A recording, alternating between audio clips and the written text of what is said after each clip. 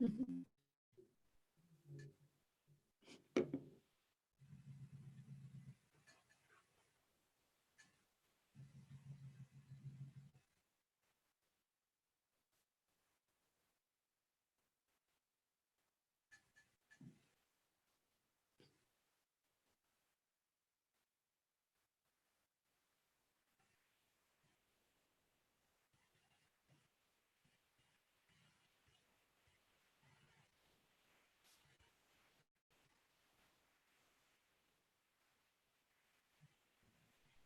Good evening, everyone, and welcome to this commemoration of Yom HaShoah, Holocaust Remembrance Day, which actually is just about coming to an end. It falls on the Hebrew date of the 27th of Nisan.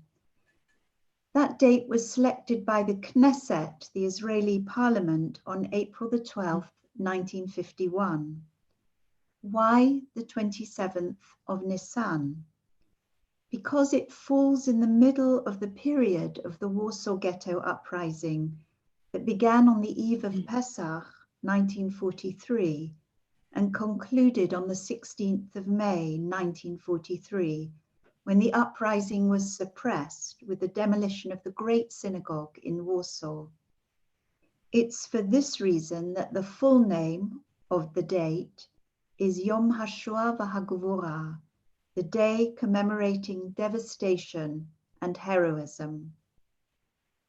I'm delighted this evening to welcome our guest speaker, Gillian Woolness-Perry, whom I'll introduce in a few moments. But first, the programme for the evening. We're going to be beginning with Gillian's talk and then an opportunity for your questions.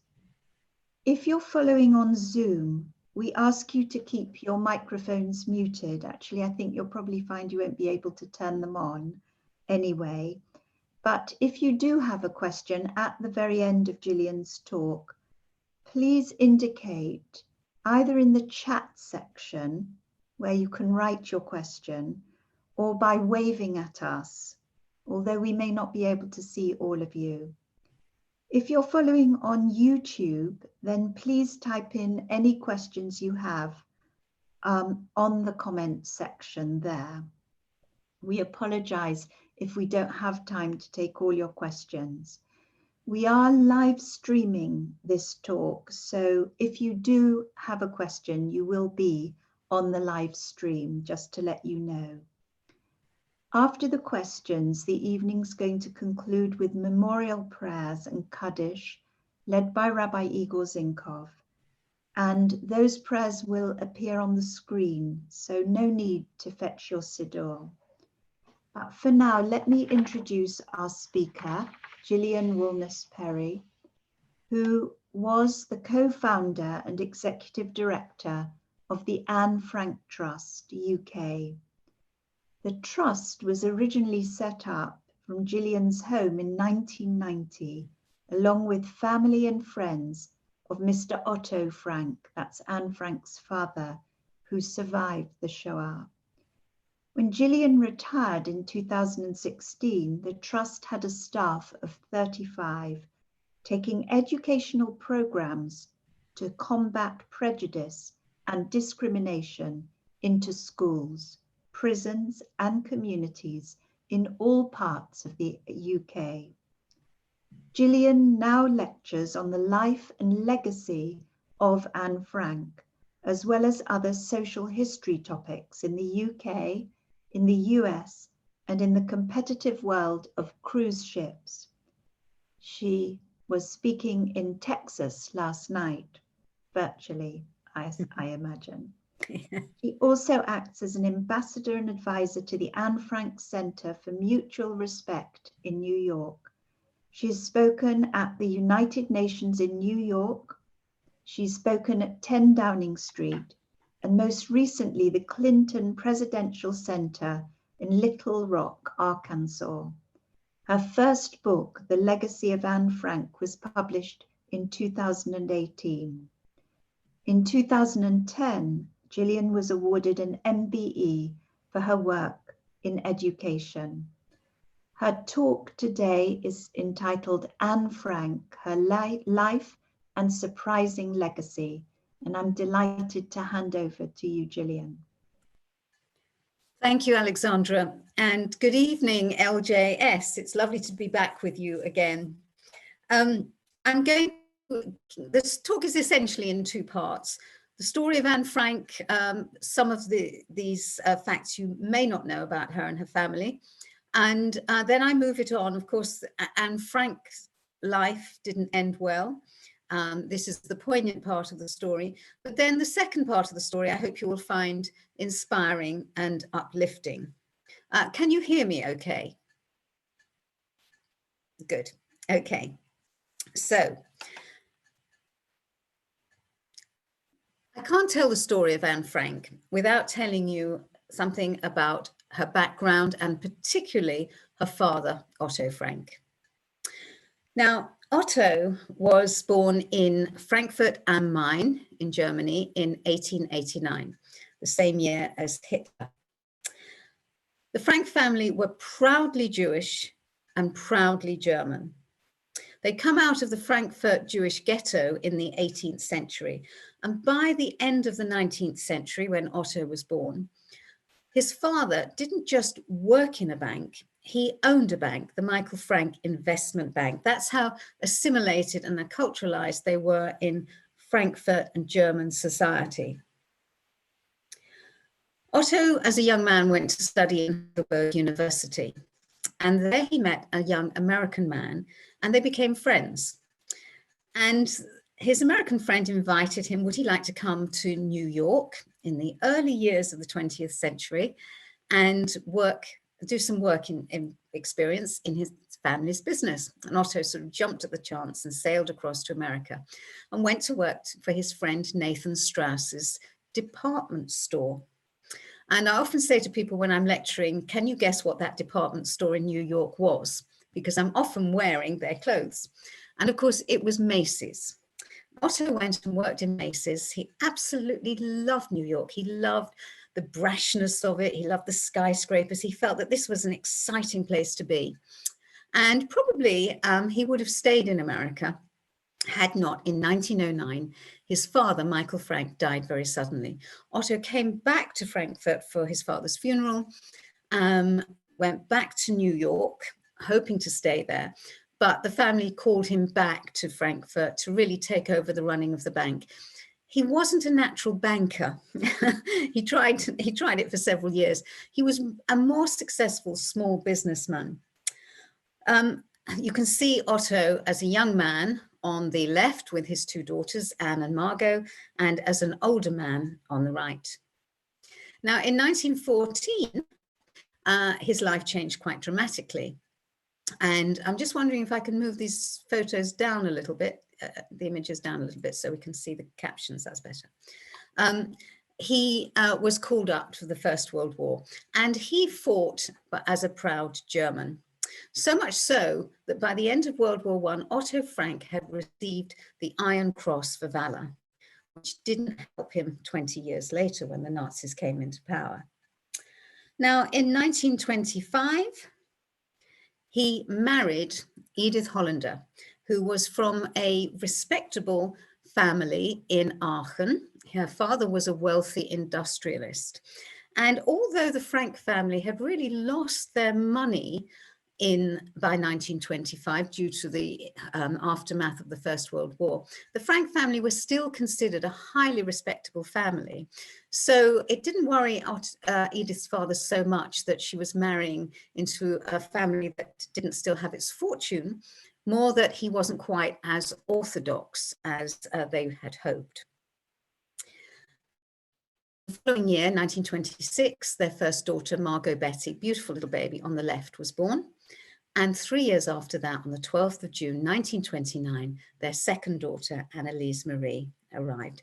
And really, from the time that she was born, they soon started knowing her as Anna in the continental way.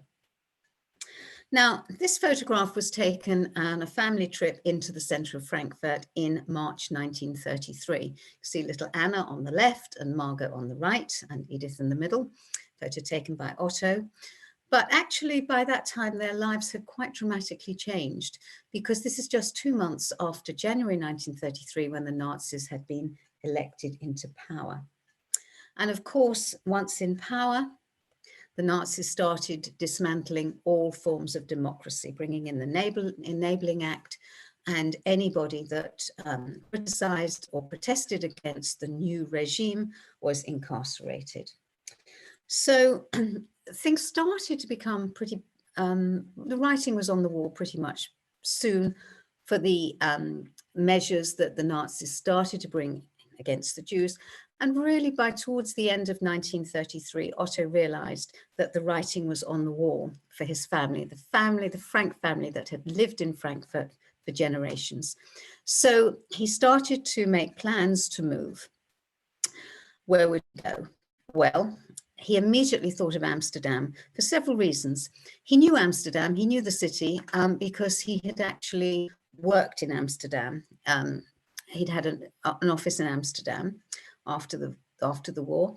It had a history of tolerance. Of course, it took in many Jews after the Spanish expulsion. And in fact, it was the Amsterdam Jewish community that helped build Amsterdam into the flourishing trading city of merchants in the 17th century.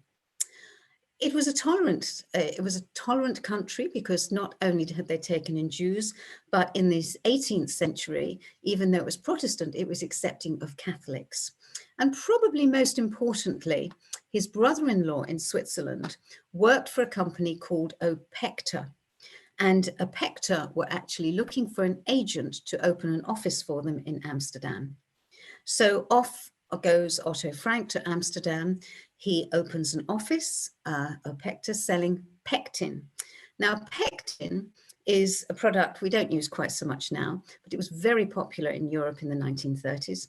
And it was a natural setting agent for jams. Nowadays, of course, we all go and buy our jams in the supermarket, but in those days, people picked or bought seasonal fresh fruit and bottled it for the winter. He opened an office and found an apartment in an area called the Merwedeplein. Now, the Merwedeplein was a popular area in the south of the city where a lot of German and Austrian Jewish refugees' families settled. It was, it looks very much of its time now, but it was a very modern apartment block with what you might even call a skyscraper in the middle there, and surrounding a triangular area of grass where children used to go and play. Edith and the older daughter Margot followed in December 1933, and in February 1934, little Anne was taken to Amsterdam by her grandmother, who she'd been staying with. And because it was February, it's very near Margot's birthday, they described Anne's arrival as a surprise birthday present for Margot. Anne started school at age 4, and it was the Montessori school, very popular with German Jewish refugees, the Montessori type of education. I don't know if you can pick out Anne. She's in the middle of the picture. She's circled, and she was very, very happy at school. She got on very well. She was very sociable, very gregarious little girl, and loved the school. That school still exists, still around the corner from the Merwedeplein apartments. It's now known as the Anne Frank School. And if you ever go to the south of Amsterdam, you can go and visit it. And as you can see on the wall, there is writing from Anne's diary in the copy of her script. Anne had lots of friends. You can see her playing in the street on the left with her friend Susanna Lederman. And Susanna is in the middle of the picture on the right with Anne on the right. They were very, very close friends. And Anne had a lovely childhood, a really nice childhood in Amsterdam. They loved to visit the seaside resort of Zandvoort, which was just half an hour away on the train from central Amsterdam. Now, you might be wondering why we have so many pictures of Anne and Margot growing up. Certainly many more than my father used to take on his box brownie in the 1950s. But Otto was a very keen photographer. He had a Leica that he bought in the 1920s. And his two great passions in life were his Leica camera, photography, and taking photographs of his two lovely daughters. I think the photo on the left is particularly poignant, of the two girls looking out to sea and maybe even pondering their future. Very poignant photo. How did the photos survive? How do we have so many photos of the Frank girls? Well, before they went into hiding, Otto actually sent his collection of photographs to his family in Switzerland. Now, on the 12th of June, 1939, Anne celebrated her 10th birthday with her friends. Now, of course, the photo wasn't originally in colour. It was hand-coloured by someone online, and we found it. And I think it's particularly lovely because you can actually so identify with these girls now, celebrating Anne's birthday.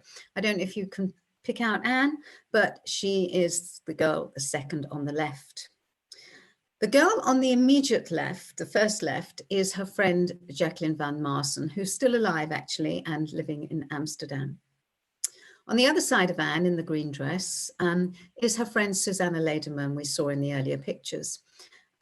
Sadly, Susanna Lederman, lovely little girl, she died on arrival. She was gassed on arrival in Auschwitz. The next girl, a slightly taller girl, is Hannah Pitt-Goslar, also features in Anne's diary and is still alive and well and living in Jerusalem. Now, the five girls on the right are all her non-Jewish friends from the Montessori school and from the local neighborhood. Interestingly, the very tall girl in the middle of the picture, her father was a member of the Dutch Nazi Party. So you can see she had a very eclectic mix of friends. Just 11 months after that happy photo was taken, the unthinkable happens. And on 10th of May 1940, Germany bombs the Dutch port of Rotterdam unremittingly for 5 days. The Dutch capitulate, the Dutch government and the royal family flee to London. And the Germans invade the Netherlands.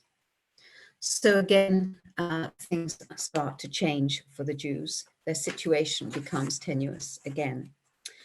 In her diary in 1942, Anne actually very eloquently describes what it felt like as the Germans were bringing in measures against the Jews. Anne and Margot have to leave their school, which they loved, and attend a Jewish-only school. And Mr. Frank has to hand his business over to his non-Jewish trusted employees. This photograph was taken in 1941, and you can see how the girls are maturing.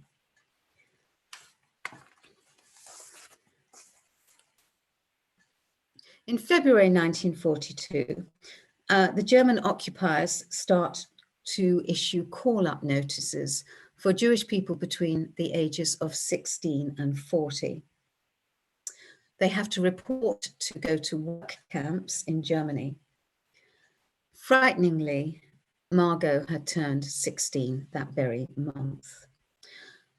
Otto, he tried to get the family out of the Netherlands, but couldn't. He couldn't even get them to America, despite his connection to the very influential and affluent Strauss family.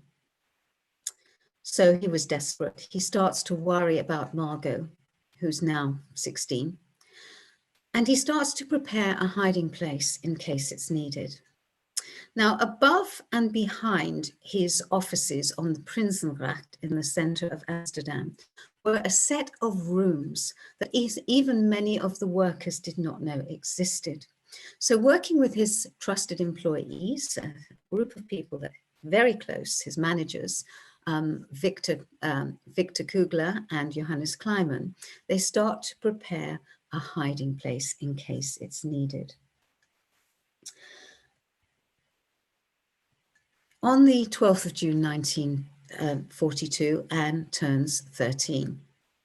Now, a few days before her birthday, Anne's walking with her father around the area near the apartment, and they spot in the window, Anne spots in the window of the local bookshop, a little red check notebook.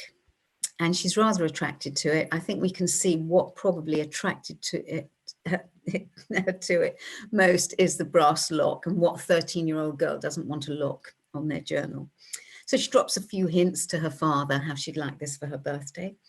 And Otto goes back and he buys the journal and is part of, presents it to her on the birthday as one of the gifts. The first thing he writes in it is, I hope I can be able to confide in everything to you, like I've never been able to confide in anyone before, and I hope you'll be a true friend, which is quite interesting because she had a lot of friends and she had a lot of boyfriends as well, that she always said they can't keep their eyes off me. So she starts writing in the diary literally from the day she receives it. Now, 3 weeks later, the Frank family get a ring at the doorbell on a Sunday, so they know this is serious. And they go to the door, and it's the dreaded call-up notice for Margot. There's no time to lose, so the family go into hiding, literally, the next day. So they go into hiding above the Opekta offices at 263 Prinsengracht. Now, I'm just going to move these photos because I want to show you the picture on the right. As you can see, and those of you who may have visited the Anne Frank house, because it still looks the same to this day, they disguised the door to the hiding place by building a bookcase. It was actually the father of one of Otto's trusted staff, Bet Voskill, who was a carpenter, and he built the bookcase. And on the bookcase, they put all these sort of office paraphernalia of folders and files. And then what they would do when they went into hiding was they would go walk behind the bookcase up that steep step on the right, and then they would close the bookcase. So no one would suspect there was a family in hiding there. Now, the Frank family go into hiding on the very next day after the call-up notice, which is the 6th of July, 1942. Anne starts writing in her beloved red check notebook, virtually from day one. She writes, I don't think I'll ever feel at home in this house, but that doesn't mean I don't like it. The annex is an ideal place to hide in. It may be damp and lopsided, but there's probably not a more comfortable hiding place in the whole of Amsterdam. However, after 2 years of unable to ever leave that hiding place, Anne didn't feel so warmly about it. A few weeks after the Franks went into hiding, they were joined by another family, that of Otto's business associate, Herman van Pels, his wife August, and 16-year-old son Peter. A few months later, a local dentist called Fritz Pfeffer, also a German Jewish refugee, joins them. So Anne starts recording in her special diary all aspects of her life in hiding over the next 2 years. How it felt to be isolated from her friends, very topical and relevant for now. Not being able to go to school, what went on in the secret annex every day, the prosaic things and the arguments that the adults were having, how annoying the adults were in hiding, her fears about what would happen to them outside the hiding place, what would happen to them if they were found. She resented having to share her bedroom, and this is actually her bedroom, with Mr. Pfeffer, whom she found very annoying, especially having to share the little writing desk. You can imagine there's 8 people having to share a small number of rooms. Now, on a topical note, on the 21st of April 1944, Anne wrote, "Today is the 18th birthday of Her Royal Highness Prince Elizabeth, the Duchess, Prince Elizabeth of York. We've been wondering which prince they're going to marry her off to." So that's quite topical for today, actually. She wrote also about her dreams of growing up, about imagining her future life when the war was over, and her ambitions to be a writer. As well as her diary, she actually also wrote stories. So she let her imagination fly out of the window. And it's quite poignant because in some of those stories, she writes about herself as an adult. There's even one story where she writes about herself as a 16-year-old, which of course she never lived to be. On the 5th of April 1944, she wrote, "When I write, I can shake off all my cares. My sorrows disappear and my spirits are revived." Now, I mentioned the son of the Van Pels family that was also in hiding with them. And in early 1944, I imagine that they are becoming adolescents. Anne is developing from a child into an adolescence. And of course, she is describing all the things that are happening, the turmoil of her body becoming adolescent, and also the emotions that she was finding. So Anne and Petter actually finding comfort and excitement in each other's company. They would actually go up to the attic, the dusty attic above the set of rooms, to spend some time alone, which actually worried the adults that they were spending time alone. And actually, Anne had her first kiss by Peter when they were up in the attic. And she writes so vividly about her romance with Peter. But you know what? After a few weeks, the romance faded because she felt that she was outgrowing Peter. She felt that she got a little bit frustrated that she didn't feel that he was on her intellectual level. Remember, she was missing her friends and missing the company of both girls and boys. But in April 1944, she had a new passion. The Dutch Minister of Education, who was in exile in London, on the BBC, he issued a broadcast saying he would love it if people who were trapped in the Netherlands under occupation could start writing of their experiences and writing journals that could be read after the war about their experiences. So Anne had a new passion. She started editing her diary for publication and simultaneously continuing to write her new diary every day. She suddenly realizes that writing is really the thing she wants to do. So this became her passion. And she started opening up about how she felt the world should be. She was growing as a young woman. She wanted to see people behaving better towards each other. She described very vividly how she battled with the two sides of her personality, one which was very flippant and comical, and the other, the deeper Anne. And at age 15, moving towards adulthood, she was really developing a moral framework.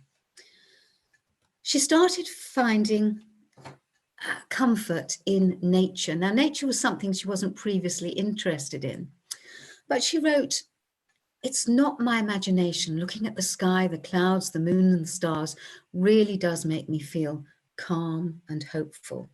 And from the attic above the rooms, the only window that wasn't blacked out, she could watch the changing seasons through the chestnut tree that was growing in the garden. This became very important for her. Now, I want to talk about people that are very important in this story, and these are the helpers. This is a picture of Otto Frank with the helpers after the war. There is no way that 8 people could have survived for over 2 years in hiding without the support of Otto's trusted senior workers. That's Miep Gies in the bottom on the left. On the right is Bert Voskel, whose father had built the bookcase. On the back, Johannes Kleiman and Victor Kugler, who had helped prepare the hiding place. These people risked their lives to help the Frank family and their friends, not just one day, not just 1 week, but every single day for over 2 years.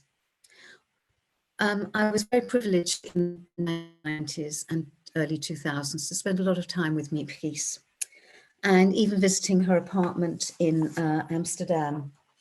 And just keeping an eye on the time, visiting her apartment in Amsterdam, and where she showed me some of the things from the hiding place. In 1996, we attended the Academy Awards in Hollywood together to see the documentary And Frank Remembered win an Academy Award, which was very exciting. Now, on the 6th of June 1944, D-Day, Anne writes very excitedly about D-Day, and she feels that liberation is near at hand. Hopes are starting to rise in the secret annex that they will soon be liberated. But on the 4th of August 1944, a warm, beautiful day in Amsterdam, someone makes a telephone call to the local Gestapo and reports that there are Jews hiding on the Prinsengracht.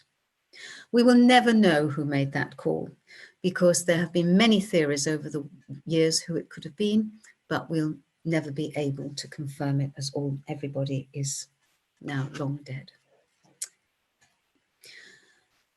The family are arrested with their friends and they are taken to Westerbork camp. From there, they are taken to Auschwitz.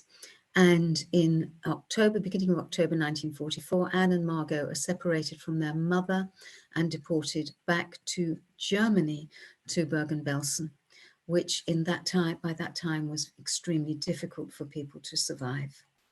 Anne and Margot died in Bergen-Belsen in the spring of 1945. We don't know exactly the date, of course, because they were buried in a mass pit. Of course, there's no gravestone, but this was erected fairly recently by their late cousin in Switzerland, Buddy Elias. It was very hard to survive Bergen-Belsen in those later months of the war. There was very little food, the water was contaminated, and waves of typhus were coursing through the camp. Maybe had they known their father had already been liberated from Auschwitz at the end of January, it would have given the two girls, the will to carry on and live those last few weeks before its liberation on the 15th of April by the British forces. Otto Frank returned to Amsterdam, went to live with Miep and her husband. He had nowhere to live. And on the day that the death of the two girls were confirmed by the Red Cross, he was in his office, received the telegram, and he stepped out of his office and said to Miep, the girls are no more. With that, she went to her desk where she had been keeping Anne's diary safely in the hope that Anne would come back, because she had very bravely, when the family had been arrested, she'd gone upstairs, broken the lock of the hiding place and rescued Anne's diary to give her. She presented it to Mr. Frank and said, "Mr. Frank, this is the testament of your daughter." He went away and read it and never realized the hidden depths of his daughter, who he saw as a quite precocious, cheeky little girl. And he actually said that he never realized the depths of his daughter. He never felt he really knew his daughter, having lived with her for 2 years, 24/7. A dilemma, what should he do? She wanted to be a published writer, but on the other hand, she had not spoken very well of her mother in the diary and the other adults who had tragically been murdered in the Holocaust. But eventually, many people said that it should be published. He found a publisher called Contact, and it was published in a small edition of 1,500 copies, which, well, of course, the rest is history, because within months there was a second edition, then a third edition, and then publications all over the world. One of the first things she wrote in the diary were the words, "Writing in the diary is a really strange experience for someone like me, not only because I've never written anything before, but also because it seems to me that later on neither I nor anyone else will be interested in the musings of a 13-year-old girl." Not interested. Well, to date, the diary has been read by over 30 million people. It's been translated into over 70 languages. It used to be said that it was probably the most widely read book in the English language after the Bible, but that was before Harry Potter came along. And of course, new productions and plays and musical interpretations and even movies about her stories come out every year.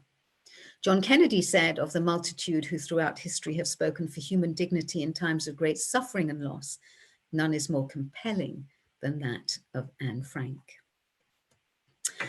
And a strange phenomenon was happening in the 1950s, because teenagers were reading the diary all over the world, And because of how she wrote so warmly about her father, started writing to him.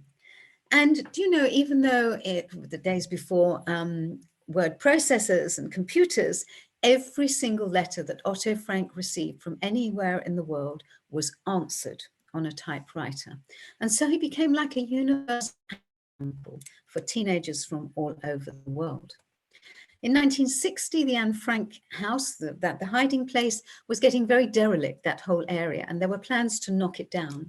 So Otto went to the mayor of Amsterdam with a group of friends and asked if it could be turned into a museum. But because people were already coming to visit the place and look at it from across the canal, but it wasn't going to be a backward-looking memorial. It was going to be an education centre so that young people would not have to endure the hatred and discrimination that his own daughters had. And you know, the first thing he did was organise these international student conferences. And some of the first students he invited were German students, only 15 years after his liberation from Auschwitz. He so believed in the power of education. It's had some very famous visitors over the years. World leaders, if they're in Amsterdam, always make a visit to the Anne Frank house. And here are two famous singers from America who made a point of going to the Anne Frank house on their world tour. On the left is Katy Perry, on the right is Beyonce.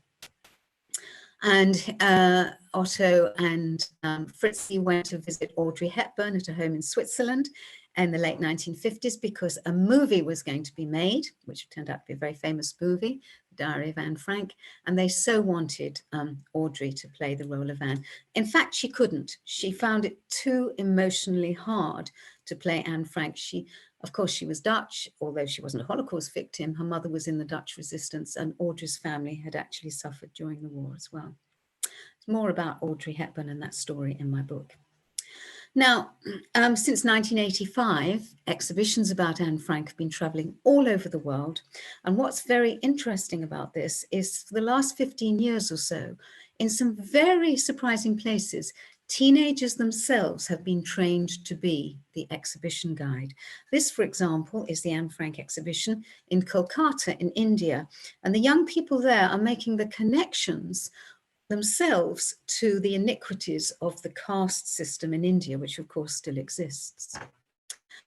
In Japan, Anne's diary has been supremely popular. It was one of the first countries to actually publish it in 1952, the same year as Germany published it. For many years, they didn't contextualize Anne Frank's story as a Holocaust story.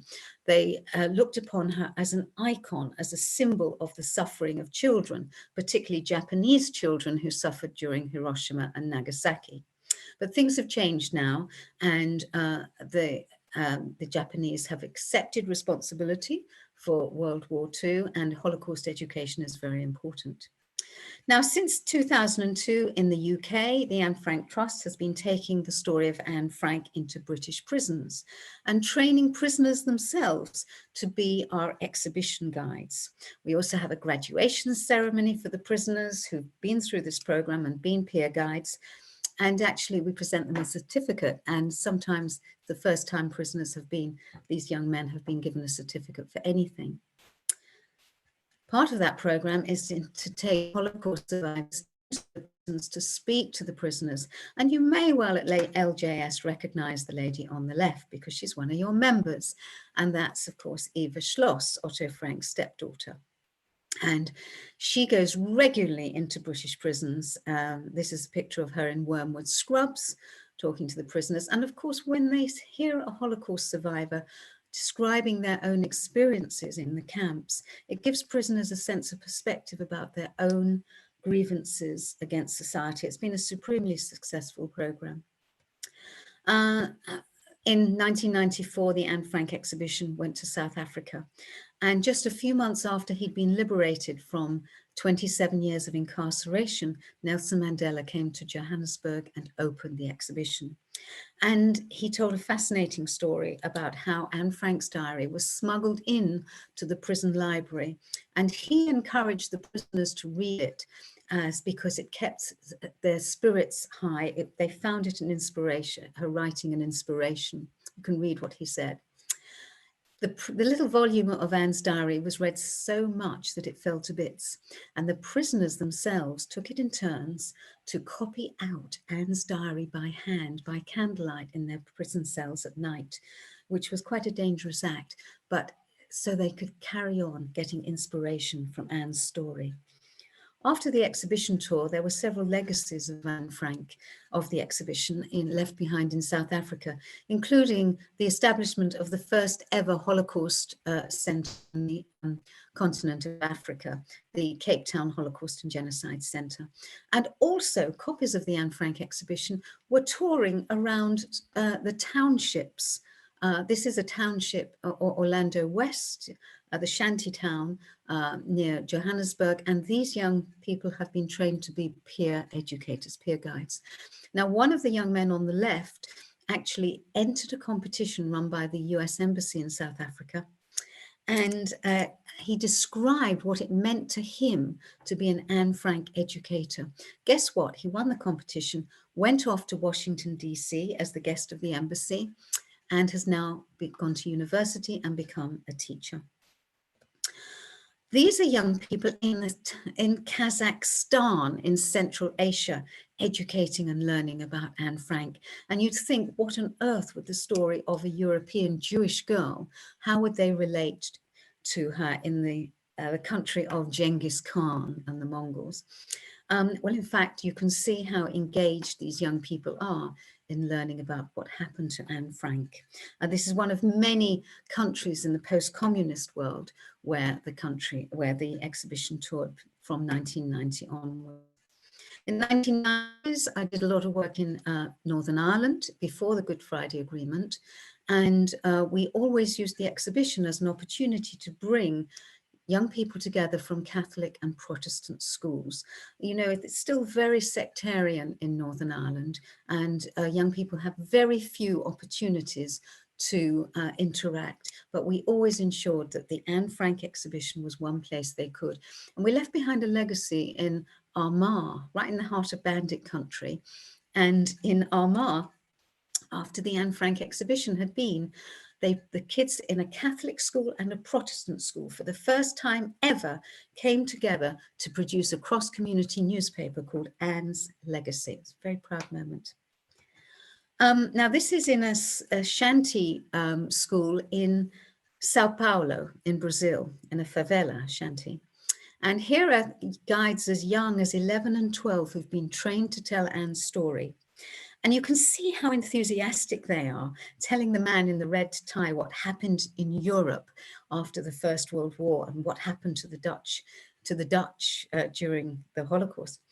It didn't worry them at all that they were telling this to the Dutch foreign minister, who happened to be on a state visit to Brazil, and of course came and opened the Anne Frank exhibition. I was there, actually. I was behind the tall man, but it was a wonderful moment. You can see how enthusiastic these kids are.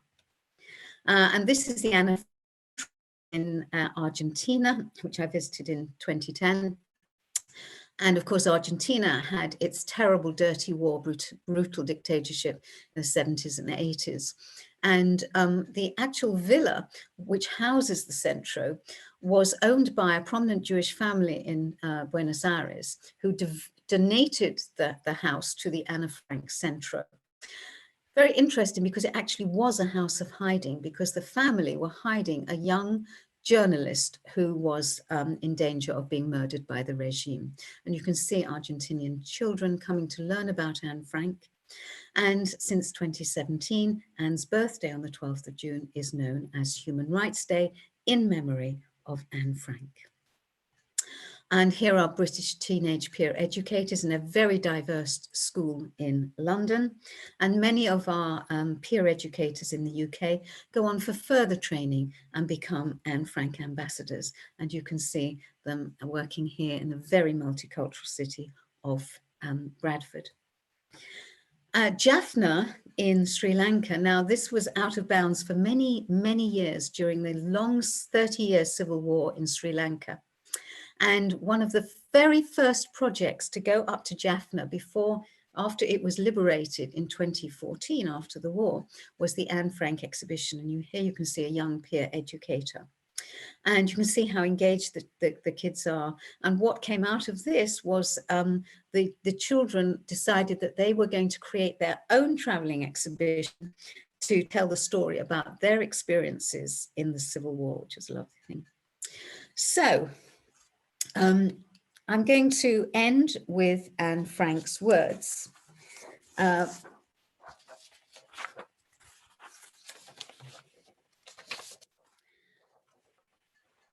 Frank actually died because she was considered different, simply because she was Jewish.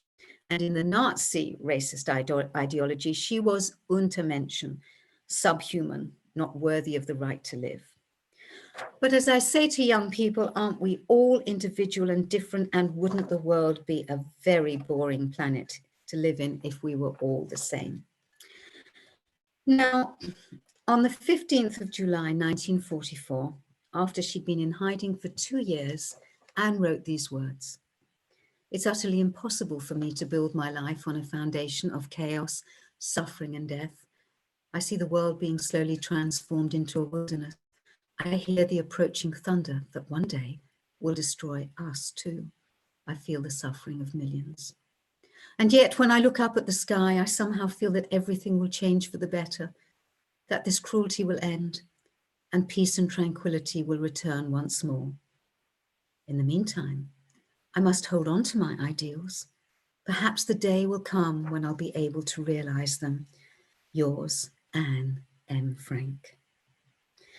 Just 3 weeks after she wrote those words, Anne and her family were betrayed and arrested, and began her 7-month journey to her terrible death in Bergen-Belsen. But thanks to thousands of people around the world who've become inspired by her story to try and make the world better, her ideals are indeed being carried out.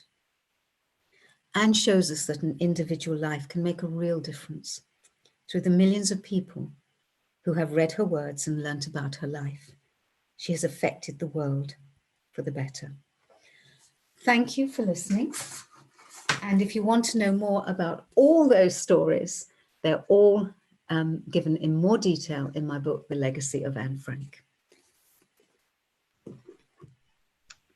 Thank you very much indeed, Gillian, for taking us through all those very poignant details of Anne Frank's life and her parents' background as well, taking us into the Anne Frank house, which I think many of us have certainly been there, and actually sort of reminding us that there were 2 years where she couldn't step out of the house, out of the annex, and the comfort that she took from nature, from the moon and the stars, and from the chestnut tree, a branch of which is in the grounds of the American school, which was planted by, mentioned, in London, just around the corner from the synagogue.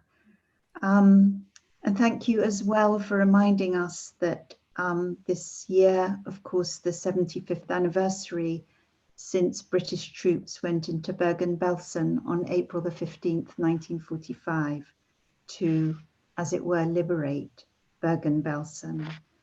And also reminding us of the struggle that Otto Frank had as to whether he should allow his daughter's dowry to be known more widely because of some of the things that were said.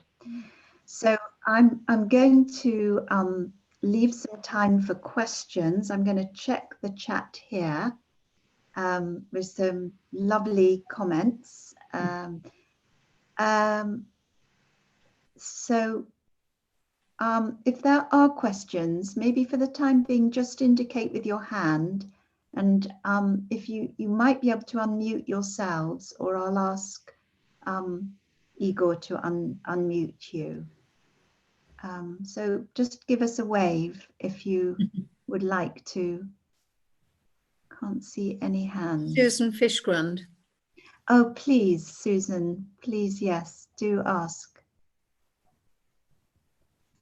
Ask away. I think she's still muted. Right. Is Igor there? Are you there, Igor? Yes, I am here. Could you unmute? Can you Unmuted. find Susan I'm Fishing? I think. Am I unmuted now? Yes, you are unmuted. Okay. What I wanted to say was thank you so much. It was really informative and interesting talk. What I've been thinking about was the fact that Margot was there as well, and little is said of her. Did the girls have a nice relationship? Did they find companionship with one another, or were they just doing their own separate things? You mean in the secret annex? Yes. They were very different personalities, Susan. Anne was the outgoing one, very gregarious. Margot was a very serious, studious girl. They loved each other as sisters, but they were very different. And I think to an extent, Margot probably felt some envy in the spring of 1944 when Anne was had this relationship with Pipetta, who was actually Margot's age. So there were tensions. There's always sibling rivalry. But once they had got to Vestibule, and it's the same with Anne's relationship with her mother, who she complained about constantly in her diary. But once they had got to Vestibule and then to the month in Auschwitz that they spent together, they became very, very close. I mean, you get this impression from Anne's diary that Edith is an older woman, a difficult older woman, but in actual fact, she was a young woman, and she was going through, as Meek described it to me once, Mrs. Frank was going through a nervous breakdown in the secret annex because she couldn't protect her children. She was so desperately worried. And I think of all the 8 people in the secret annex together, Mrs. Frank was the one that felt the pressures most acutely. She suffered very badly. And I can hear that I think you're from South Africa. Yes, I am, yeah. Yes, and we've had very successful programs. Yes, I was very fascinated by that. I didn't know it, and I thought, what a brilliant idea. You know, what a fantastic idea that was. I mean, there's so much more I could tell you. I mean, this is a very much shortened version of my talk. Maybe Rabbi Alexandra will invite me back in person when lockdown is finished, and I can do anything special in those years in the annex, or did she just read and study, or what was she doing? Well, they were studying. All the 3 teenagers were studying because Otto was determined to continue their education, and he gave them lessons every day so that they would keep up with their maths and their not English, but actually they did study English, but their languages and geography and history. And so they did study. They were all working together. But I have a feeling that Margot was probably studying more diligently than Anne was. Anne was very, very committed to her writing. Thank you. Yeah. What about the two? Their religion. Did they have a religious upbringing as well? That's number one. And number two, what happened to what became of the non-Jewish friends? Did they just vanish? Well, they did vanish. The non-Jewish friends did vanish because, of course, Anne from 1941, Anne had to go to a Jewish-only school, which she did resent. But then, obviously, her friends became her Jewish friends. They weren't a particularly religious family. I think there was a tension there because Edith was brought up much more orthodox than Otto was. Otto felt like a man of the world. He was, he'd traveled, he'd been to New York. So there was a tension. And in Anne's diary, you'll read how she and also Petta battled against being Jewish. Why were they so discriminated and hated simply for being Jewish? So they were carrying this burden of being Jewish. And I think there was, as you've probably picked up, a tension between Otto, who was secular, and Edith, who was brought up much more orthodox. Anne doesn't talk a lot about Jewishness in her diary, because most of her diary is spent, it covers the years when they were in hiding. She does talk about Hanukkah, and she does also talk about Christmas. So you can see where she was on that. Thank you very much. Thank you. We have a question from Mash, who asks, what moral lessons would you suggest we take away from the life and legacy of Anne Frank in the current world that we live in? Well, I think maybe I encapsulated that towards the end, because this is very much where the work of the Anne Frank Trust and its other partner organizations around the world is focused, very much on the fact that Anne was discriminated against and persecuted simply because of who she was born. And this is very much what we take. I mean, even when we're working in, you know, in 100% Muslim schools. And when you hear some of these young Muslim boys and girls as our peer educators telling their peers why it's so important to learn about the Holocaust, why it's important to learn about the Kindertransport and the Kristallnacht, they embed themselves in the story.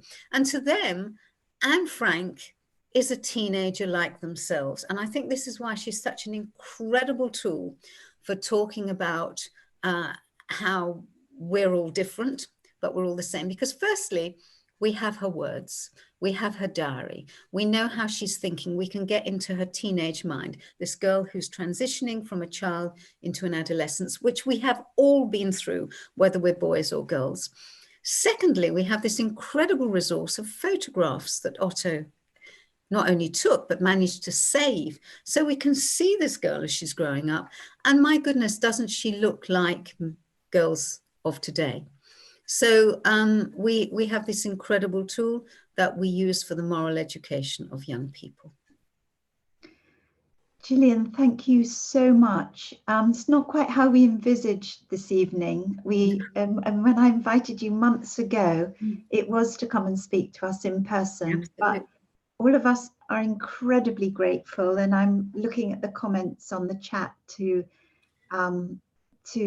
see the very complimentary and lovely comments that have been made. And I just want to sort of thank you. And if I may, I just read Anna's comment. Anna says, youth is hopeful because it has the capacity to see beauty.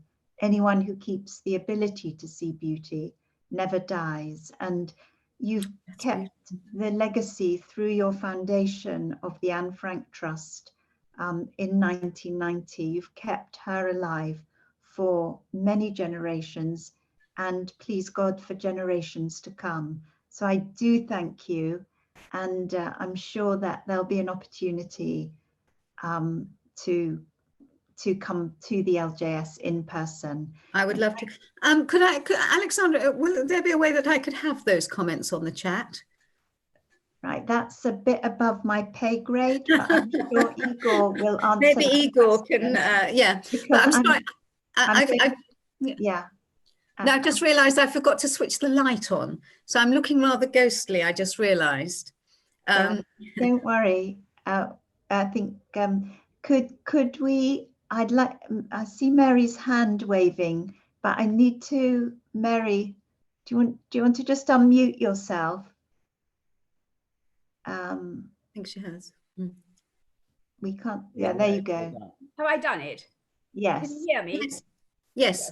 I just wanted to ask about Otto, and how was he mentally after the loss of his wife and daughters? And I know he married again happily, but how did he reconcile himself to that terrible loss and the chance he might have had of taking his family away earlier to safety? How did he ever come to terms with everything he'd suffered? That's a very interesting question, and he was a broken man over it, no question.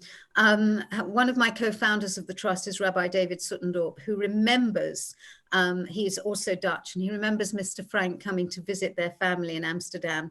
And David very poignantly once said at an event, he remembers saying to his father, "Why is Mr. Frank always crying?" Oh, So even though he found great happiness in his second marriage to Fritzi, Eva Schloss's mother, it was very hard for him to reconcile the loss of his wife and daughters, incredibly hard.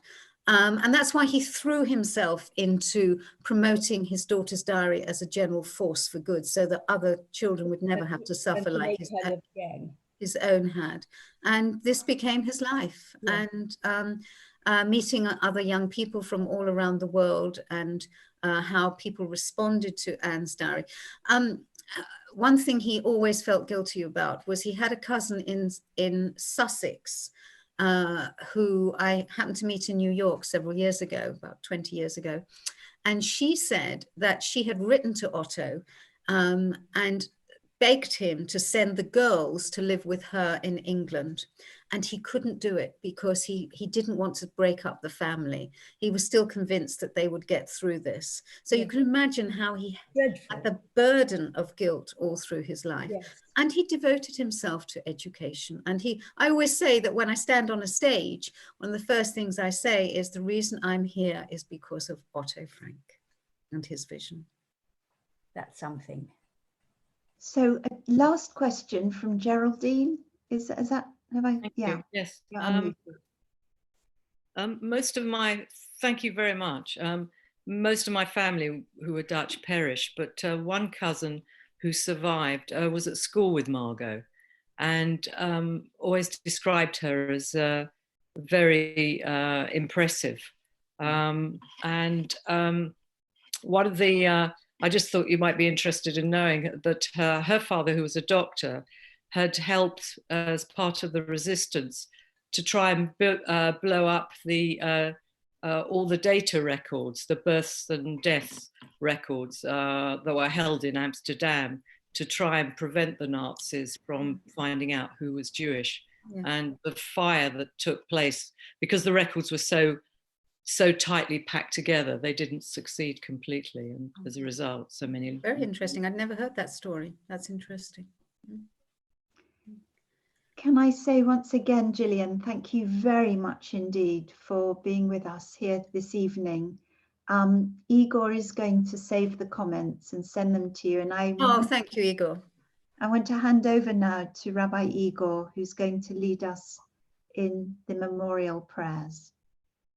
Thank you. Would everybody like to mute themselves, or perhaps Igor will mute us all? I will now.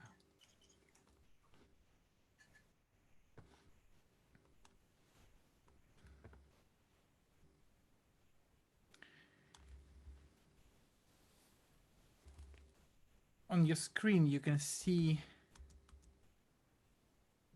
a memorial, which you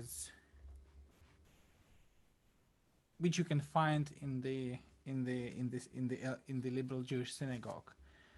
And for me personally, it's always been a physical reminder of a heritage.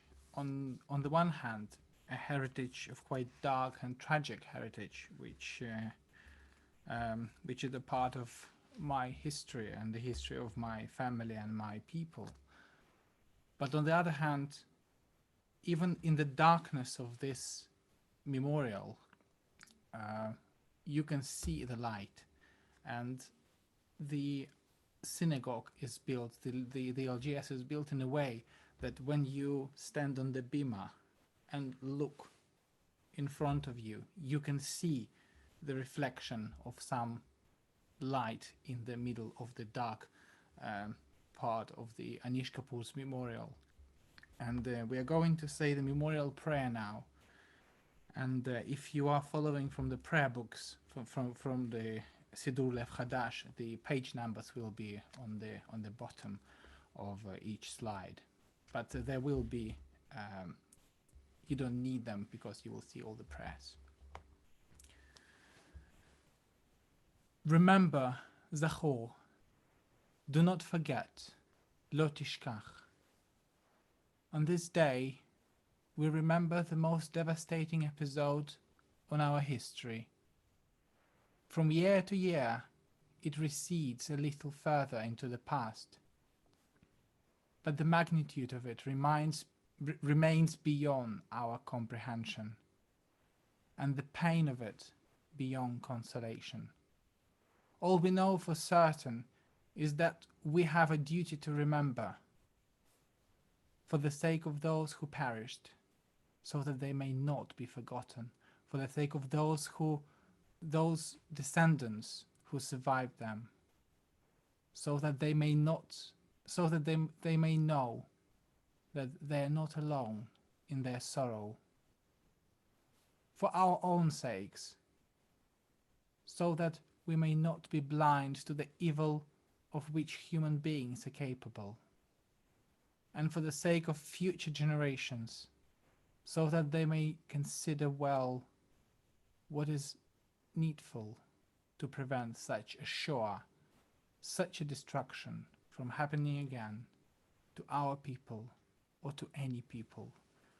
We pledge ourselves to remember. נדרתי הנדר, לזכור את הכל, לזכור ודבר לא לשכוח, דבר לא לשכוח עד דור עשירי, עד שוחל בונה, עד כולם, עד כולהם, עדי חולו כל שבטי מוסרי, קונם אם לריק, יעבור ליל הזעם, קונם אם לבוקר אחזור לסורי, לא אלמד גם הפעם. I've taken this oath to remember it all, to remember and never to forget, forgetting nothing of this till 10 generations pass, and the grief disappears, and all the pain and the punishing blows are ended for good. I swear this night of terror shall not have passed in vain. I swear this morning I'll not live unchanged. As if I were no wiser, even now.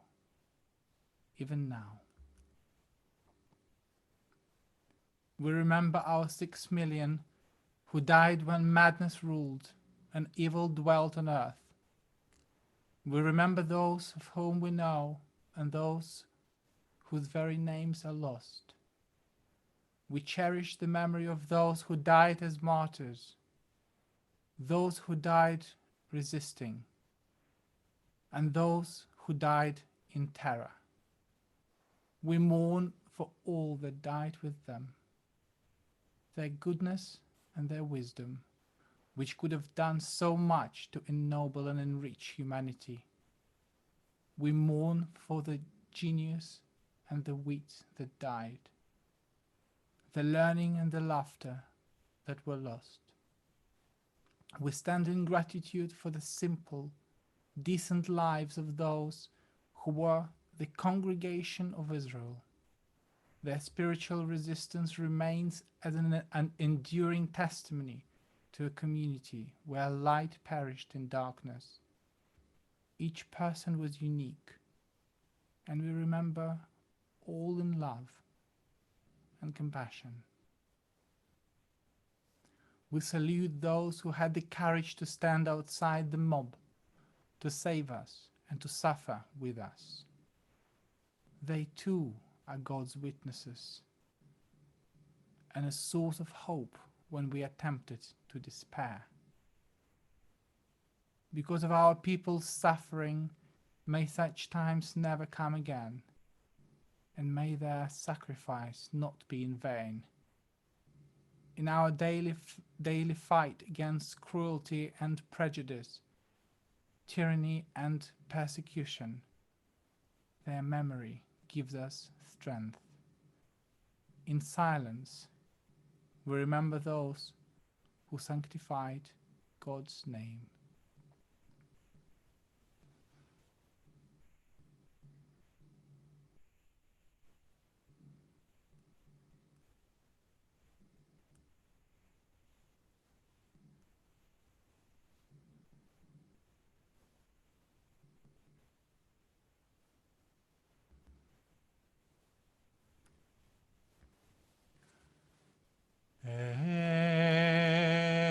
מלא רחמים,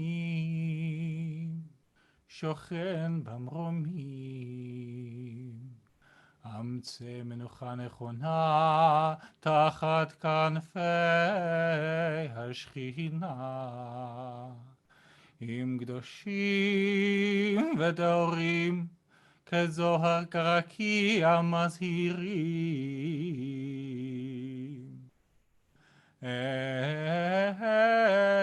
את נשמות רבבות אלפי ישראל שמתו על קידוש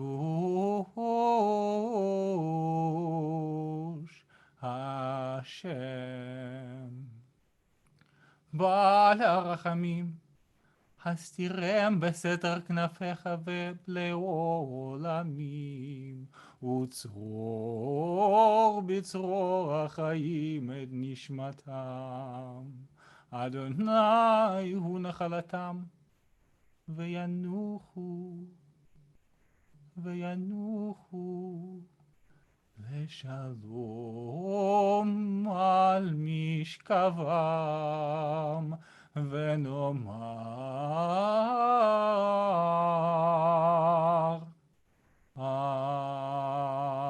Amen. God full of compassion, exalted God, grant perfect rest under the wings of your presence among the holy and pure who shine as the brightness of the firmament, to the souls of the millions of our people who died for the sanctification of your name. Merciful God, shelter them forever under your wings, and let their souls be bound up in the bond of eternal life.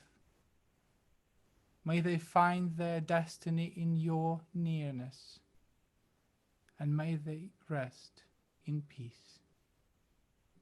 Amen.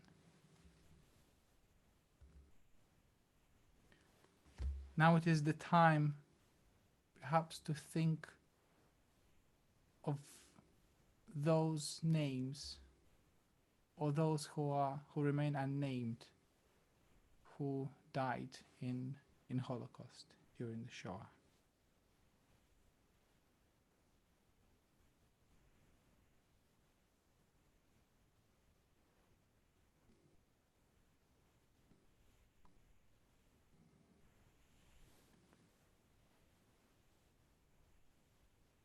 May their memory be for a blessing as we read Kaddish together.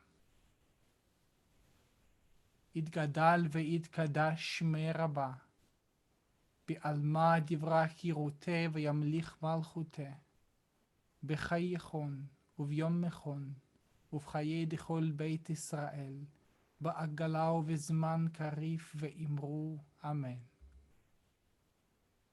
יהא שמי רבה מבורך לעלם ולעלמי עלמיה, יתברך וישתבח ויתפאר ויתרומם ויתנשא, ויתהדר ויתעלה ויתהלל שמי דקודשה בריחו.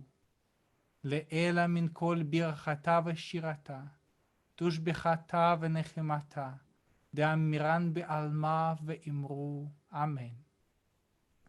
יהא שלמה רבה מן שמיה, וחיים עלינו ועל כל ישראל, ואמרו אמן. עושה שלום במרומיו, הוא יעשה שלום עלינו ועל כל ישראל, ועל כל בני אדם, ואמרו אמן.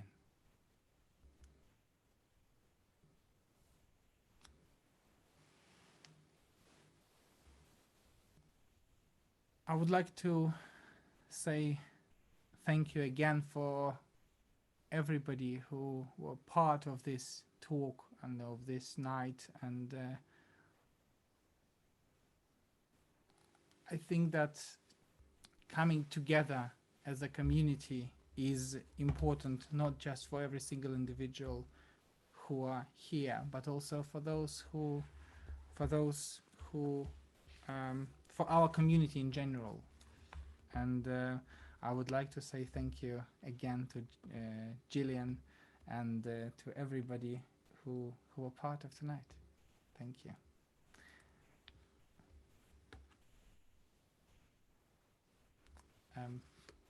I'm going to close the evening now and close the session, and so that we will all have some quiet time now.